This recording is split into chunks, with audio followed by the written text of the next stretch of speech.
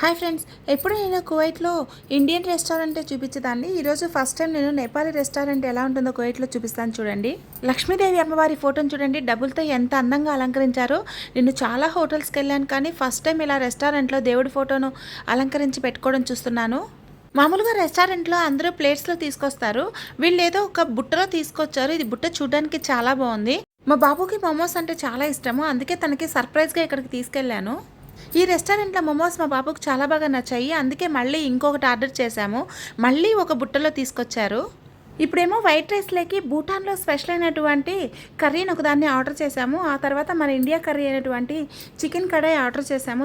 ఈ చికెన్ కర్రీలోకి తందూరి రోటీ అలాగే ఆలూ పొరోటా కూడా ఆర్డర్ చేశాము. వీళ్ళు తీసుకొచ్చినటువంటి ఈ బుట్టలు నాకు చాలా బాగా నచ్చాయి.